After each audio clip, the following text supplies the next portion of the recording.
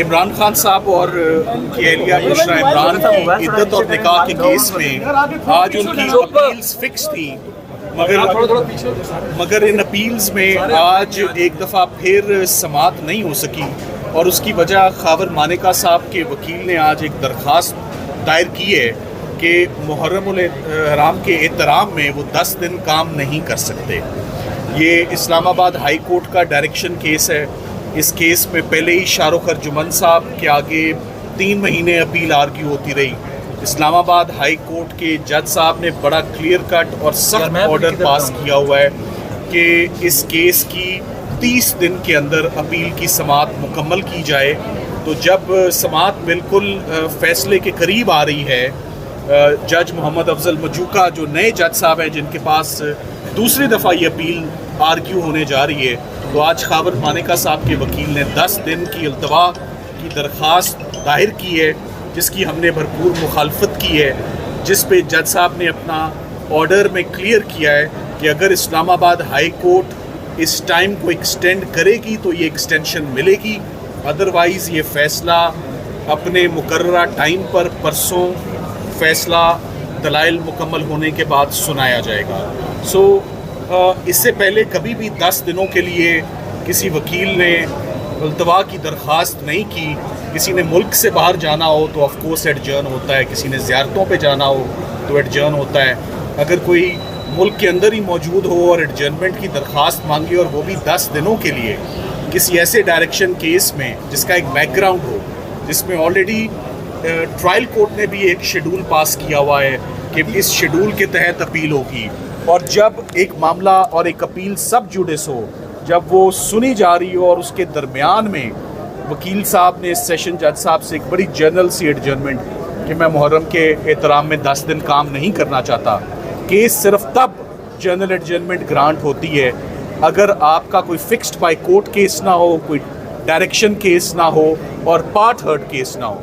सो ये part heard case भी है, ये direction by the high court भी है, और जज साहब ने खुद भी अपना एक शेड्यूल अनाउंस किया हुआ है। सो वंस अगेन लग यही रहा है कि एक दफ़ा फिर सरकार मैदान से भागती हुई नज़र आ रही है अपनी अपील से, अपनी प्रोफेशनल ड्यूटी से।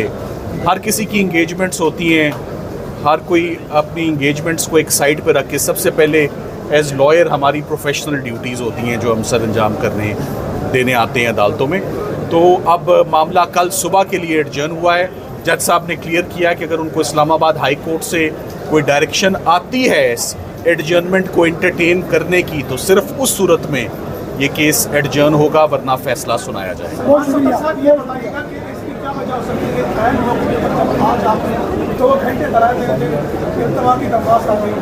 देखिए, ऐन मौके पे दरख्वास्त देने की सिर्फ एक ही इसका इन्फ्रेंस होता है कि केस कमज़ोर है, केस बरियत की तरफ जाता हुआ नज़र आ रहा है और इमरान खान साहब के ऊपर तमाम मुकदमे ख़त्म हो रहे हैं।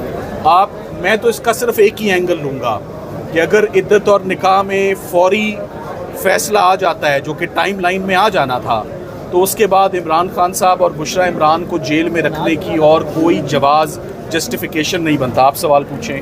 सलमान सदर साहब, अगर इत्तवा की जो दरख्वास्त है मंजूर कर भी ली जाती है, लेट सपोज, तो मज़ीद कितना लिंगर ऑन किया जा सकता है? बिलाखिर फैसला तो आना ही, बिलाखिर फैसला तो एक ना एक दिन तो आना है। साइफर केस भी आपको मालूम है 3 महीने आर्ग्यू हुआ। ये केस भी बदकिस्मती से 3 महीने शाहरुख अर्जुमन साहब के पास आर्ग्यू हुआ।